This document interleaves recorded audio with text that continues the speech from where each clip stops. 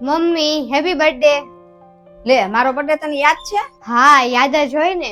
અને હું કહેતી હતી મમ્મી, મારે છે ને 500 રૂપિયા જોતા છે. શું લાવવું છે? ઈ મારે છે ને ગાડીમાં પેટ્રોલ પુરાવવું છે ને એટલે જોતા હતા. તારો ભાઈ છે ને આજ મને માસીના ઘરે મૂકવા આવવાનો જ છે. ઈ પેટ્રોલ પુરાઈ નાખશે.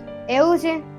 અને મારે છે ને મારા ફોનમાં બેલેન્સ એ પુરાવવાનું હતું. હા તો હું તારા ભાઈને કહીશ, બેલેન્સ પુરાઈ નાખશે. વળતી ફેરી આવશે ને તારે. મમ્મી એક કામ કર ને, ભાઈ તને મૂકવા આવશે ને તો બહુ વાર લગાડશે અને મારે ગાડી લઈને છે ને બારે જવાનું છે. હું તને મૂકવા આવું મમ્મી, તું મને પૈસા આપી દે, હું છે ને પેટ્રોલે પુરાવી લઈશ ને મારું રિચાર્જ કરાવી નાખીશ. કાંઈ વાંધો નહીં, હું તારા ભાઈને વેલો મોકલી દઈશ.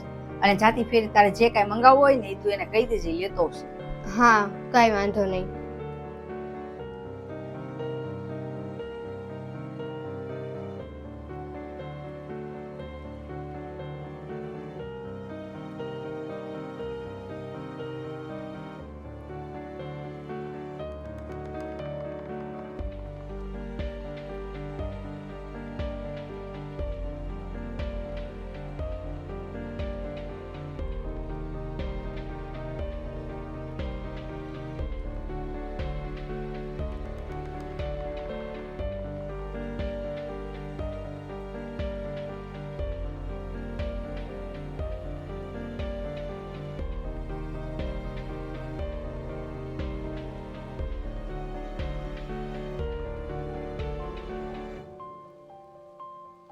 પાકીટ તમારા થેલીમાં જ હતું. આ બહાર શું કરે છે?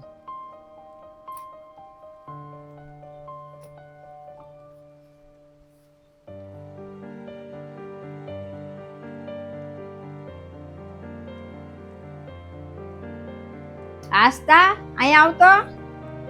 હા મમ્મી. આ હાડી લે, આ હાડી ક્યાંથી આવી? એવું છે? તને નથી ખબર આ હાડી ક્યાંથી આવી? નહીં.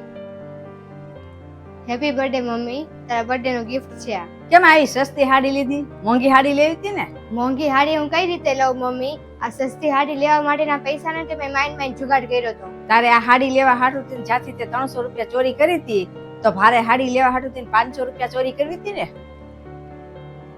મમ્મી મને માફ કરી દે છે. ચોરી કરવાની શું જરૂર હતી? તે મારી પાસે પૈસા માંગ્યા હોત તો હું કઈ ના પાડવાની હતી? મમ્મી તું ના તો ન પાડે, પણ તારા બર્થડે માં હું તારી આગળથી પૈસા માંગીને તને ગિફ્ટ આપું તો કેવું લાગે? નો સારું લાગે. એનો મતલબ એમ કે તું તારા જ ઘરમાં ચોરી કરીશ? મજબૂરીમાં મારે ચોરી કરવી પડી.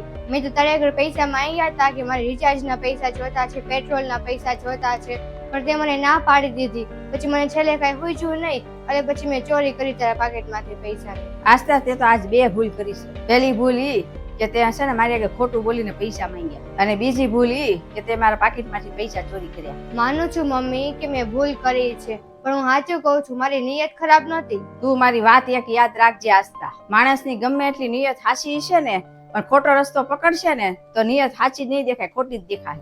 મમ્મી મને માફ કરી દે છે, આગળથી આવું નહીં કરું. કાંઈ વાંધો નહીં. હવે તું હું મોઢું બગાડીને ઊભી રહીશ કે તું મને હવે હાડી દેખાડીશ? ચાલ દેખાડો.